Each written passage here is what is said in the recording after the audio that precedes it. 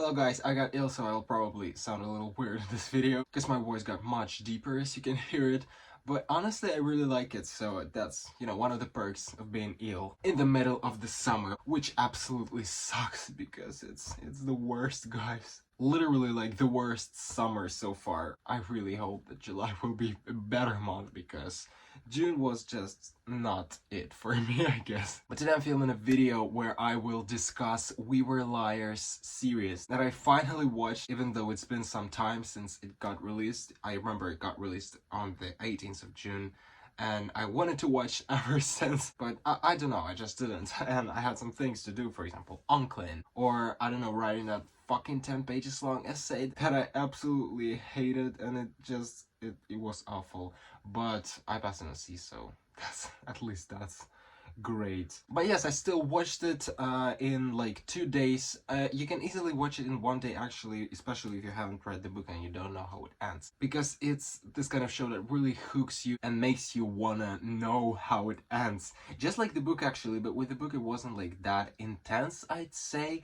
And actually my perception of the book kind of changed after I finished the show. I don't know, it's a little weird actually, because I definitely didn't feel all the emotions like after I finished the TV show while I read the book. But yeah, in today's video I'm going to be discussing the TV show mostly. I'm going to be comparing it with the book and just like, like talking through some differences and changes, I guess. This video is gonna be only for those who have read the book and seen the TV show. I just think that the only thing I can say in non-spoilery section, if there are any of you who haven't seen the TV show yet, it's just that, like, if you're ready for this devastating finale, if you're ready to be like mind blown, then this show is probably for you. But if you're not, if you think it's, this like easy summer rom-com TV show, just like, I don't know, Summer Turned Pretty, then it's definitely not, and you should not watch that, because it's just like a warning, literal warning, because it can make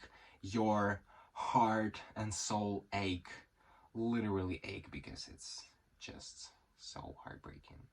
That's it. Because it just isn't what it looks like until the very end, until this plot twist that literally blows your mind. So yes, just be ready if you decided to watch this, and be happy if you decided not to, because that's probably the best option. So yes, let's just like dive into it. I just want to show you this, because it's something they used to do in the book as well as the TV show, so it's pretty cool. Liars forever.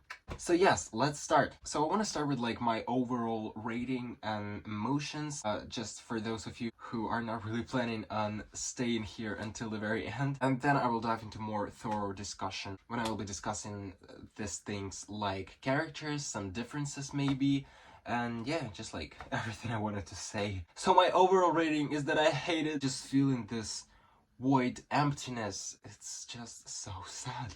I don't really know any other word that would describe this book and TV show better, because it's just, wow, it's so sad. It's just that sad that it makes me wish I never watched the TV show or read the book in the first place, because it started it all. So I want to talk a little about the book, because I haven't really like done any review. I filmed my trailer reaction after I finished it, but I didn't really like say anything about it.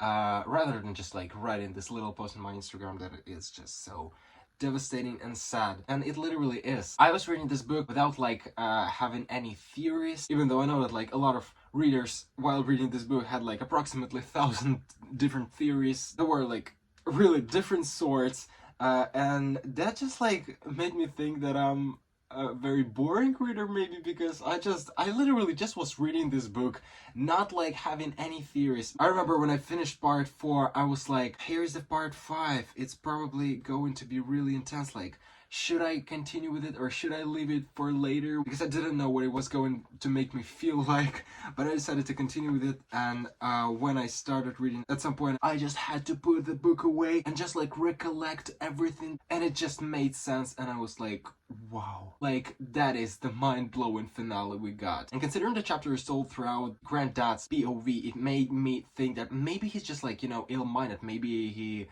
I don't know, like, made it up, like, maybe he thinks the liars are dead, but then I started reading further, and it turned out to be truth, and it got, like, really, really sad. But yes, the plot twist really, really worked for me. I didn't really cry while reading the book, maybe I spilled, like, a tear or two, but I didn't really feel that heartbroken as I felt after the TV show, because the TV show is really different from the book because of how dramatic it is. Because when you're reading the book, you don't really have all those intense music. Well, sometimes you have, of course, especially if you're listening to some playlists or anything.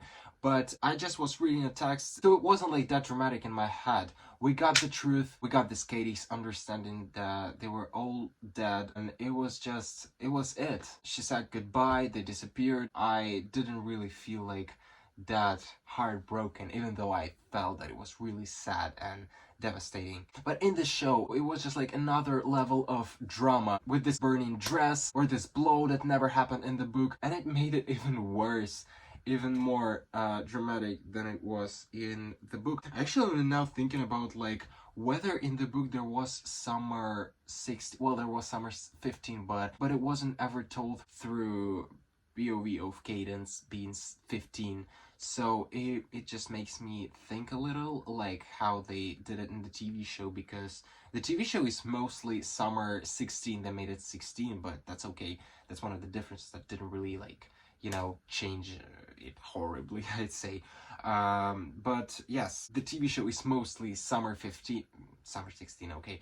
While in the book, it's just like memories from summer 15. I hope you got me. It's just like the biggest part of the TV show is summer 16, while in the book it isn't. So that's, you know, what makes me think a little. But the TV show is actually just like much, much bigger and longer than the book, even though it may like take you the same amount of hours like reading the book and watching the TV show, but the story itself is much longer in the TV show. And it was just seen like with all of those added plot lines that never were in the book, and that were just like added out of nowhere just for it to be there, because they didn't really affect what happened in the ending. And it was probably a lot for this kind of TV show when the book is that short, but they just, yes, they added those episodes and just like made it longer. So that is why we got these plot lines that weren't in the book, like Johnny's fight and that video, this boat party that happened in the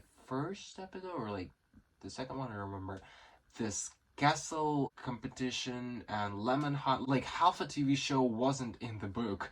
So it just made me understand that like it wasn't really a bookish adaptation. It's just because I thought that it was going to be like much more bookish adaptation than it is. While I was watching the trailer, I was thinking that it's gonna be like a really bookish adaptation, but it turned out not to be. It's just that like they added a lot of stuff that wasn't in the book, just like they did with Summer I Turned Pretty, because it's just that like they adapt this very small books to this long TV shows with like 7 to 8 episodes, 1 hour long each. Well, not 1 hour, but like 50 minutes maybe. And well, that's, you know, they have to come up with some ideas. So everything that was in the book was adapted into the TV show, but there were some details that just weren't really great, I'd say, because in the show, with unraveling those characters, with like adding more plot lines, it just made those characters worse than they are in the book. I understand that like in the book they weren't like really, you know, well written, and they were just like mostly these blank characters that we didn't really get to know a lot about, because it was told that like, you know, they met only in the summers, so it was just like very obvious there wouldn't be anything about like their lives like besides Beechwood. So yes, the characters weren't really well written, but it wasn't something that like we needed to know in that book, because it's, you know, the summer is just like another life there in Beechwood, and the book wasn't actually about that.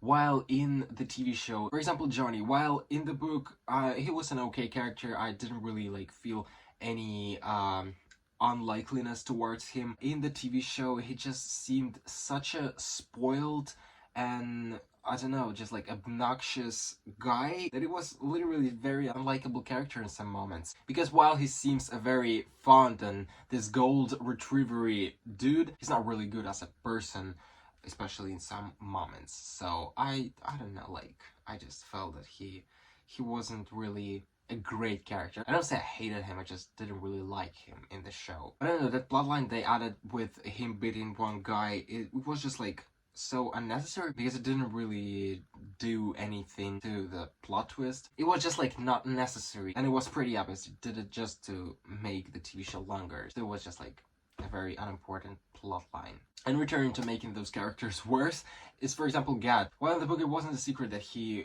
dated this other girl, Raquel. He didn't have a relationship with Katie at the same time, while in the TV show he had. And it just made him this not great character. Like, what a great character would date like two girls at the same time. So I really don't know how do I feel towards Gad in the TV show. Well, they made him a great character after like episode 3, I guess. But before that he was this like not really, you know, likable. Or for example, aunts. Of course, like they scolded a lot in the book, but definitely not as much as in the TV show, because it was just like a lot. Like, hey, should I remind you that you are sisters and you should maybe not love, but at least like each other and not be like that bitchy. Because at some point I was just like, they literally scolding over like some fucking piece of jewelry. Like, I don't know, maybe I was just like raised in a great loving family, and I understand that I would have never done that to my sisters, but it was just insane. And in some moments I wasn't even like believing they literally could argue that much. Like, their mother died, and like the next day they don't give a shit about her death. Like, all they care about is just like inheritance and fucking jewelry. How can you be like that cold-hearted? So it just didn't really make me, I don't know, feel any sympathy towards those sisters. Even when we got that like they lost their children, they didn't even show it. Like, it wasn't even like that sad for them, I guess. Of course it is explained that like the Sinclairs just can't, you know, show emotions, but still I feel like they lacked this sadness and devastation after, you know, like losing their children that horribly. I understand if that was like, I don't know, some accident. Well, they think it was accident, but I mean, like, if they didn't die that horribly. But yes, I guess those were those minor differences between characters. What characters else? They definitely did not include one of the siblings, or maybe even more, because I remember there were more siblings in the book. I guess there were 2 boys and 2 girls. Well, in the TV show there was 1 boy and 2 girls. Plus they weren't even twins. Like, I thought they were twins. Well, maybe they're fraternal, but still. But yes, I definitely remember there were more than 2 dogs. There were 5 dogs, and I actually don't remember if all the 5 dogs burned. I probably shouldn't say that because it triggers a lot of people. I liked Miran. They added this passion for art that she didn't have in the book. Well, there were a lot of things that weren't in the book that I don't really see any point in like pointing them all out. And Cadence. I loved Cadence. I think she's just such a good actress. There weren't any moment when I didn't believe her, because it's just like all this sadness, all the emotions that she felt. Not only like sad emotions, like happiness as well. It was just like very, very truthfully shown that I really, really liked her as a character, as an actress, even though she's a pretty complicated character, I'd say. Very controversial one because of the ending. But I still really, really liked her. I liked how she was portrayed by this actress. So yes, I think that's it with the characters. All the other characters were great. Just like in the book, some characters weren't even in the book but added to the TV show. I like the aunties, but like them not as characters, but just like as, you know, actresses, I guess, because they really did their job by showing how family can be ruined because of, well, money, and their dad as well. Now I just want to talk a little about my experience just like watching the TV show and kind of like knowing it all already, because I feel like there's like 2 groups of watchers. Well, mostly, of course. The first group is those who read the book and already knew what was going to happen. So while watching the TV show, we already saw it like with knowing the truth. And then there's second group of those who hadn't read the book. So like all of the hallucinations, or like ghosts, if you want to call it, because I just like hate the idea that even like the author herself confirmed that it's ghosts, and that like there is the prequel where it is, you know, like explained, but I just don't really like how it has this like mystical, whimsical aspect to the story. So I'd much rather hallucinations, which makes much more sense for me because, you know, she's an ill-minded and she's this unreliable narrator. So it was pretty obvious for me that these were hallucinations, not like ghosts. I don't know, ghosts just sound not really real. But anyways, when she saw them, all of us who read the book, of course, already knew that they are not real. And it was just like really, you know, entertaining to like imagine and thinking like, what is the real scene like if others don't see them and Katie's like actually alone? So like what do others see? Like what's the scene in reality? Because like in some scenes when she, for example, was talking to Gad, it was pretty obvious she was just like talking to herself somewhere in the woods. But for example, when they were lying on the beach with Mirren, and Mirren's sister came to the beach as well, laid near Cadence, and that was like really like interesting what's, you know, the scene without the ghost is like the real one. So it was pretty interesting but like heartbreaking at the same time.